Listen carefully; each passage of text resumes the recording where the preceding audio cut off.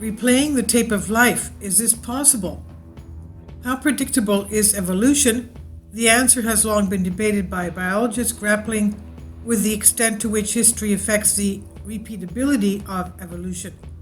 A review published in a recent issue of Science explores the complexity of evolution's predictability in extraordinary detail.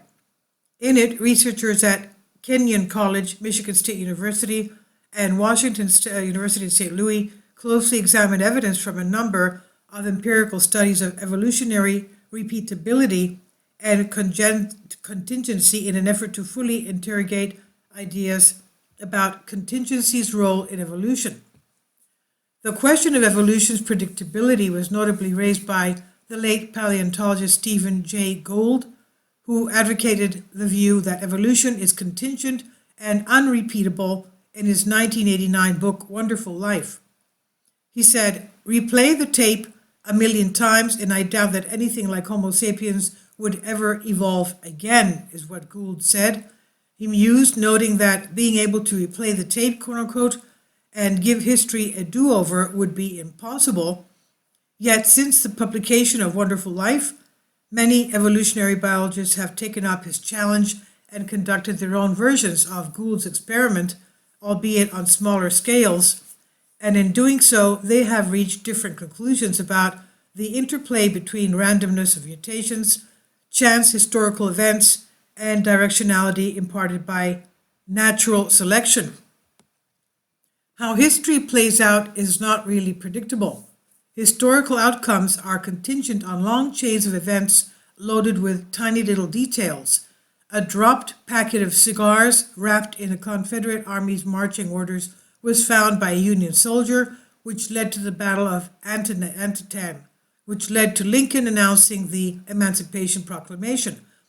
What if those cigars had not been dropped, or if they had not been found by a Union soldier? Evolution is similar in that it plays out over vast periods of time with long, unique chains of events involving a lot of chance.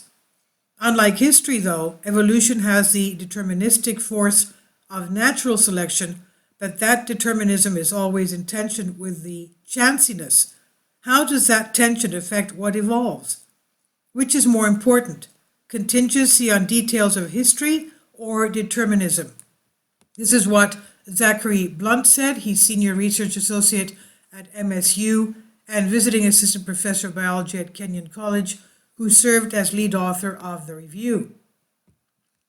Blunt was joined in his work by Richard Lenski, the Hanna Distinguished Professor of Microbial Ecology at MSU, and Jonathan Losos, the William H. Danford Distinguished University Professor at Washington University in St. Louis.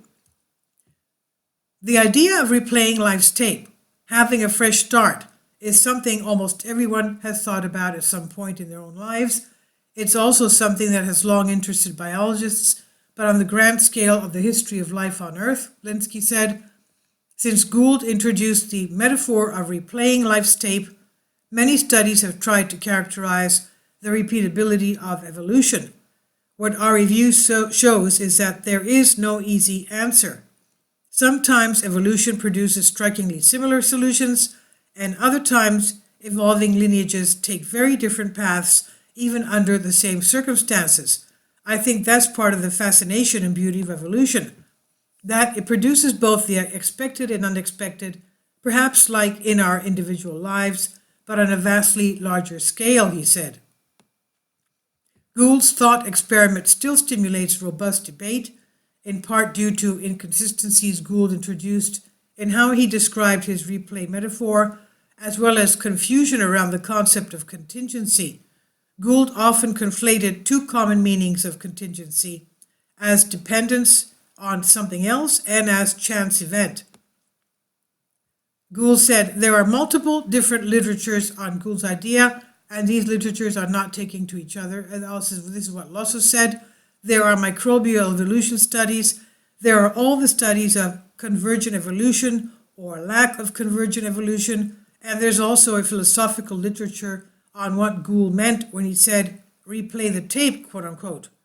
That is, more generally, when you talk about the role of contingency, which is the term Gould used, What does that actually mean?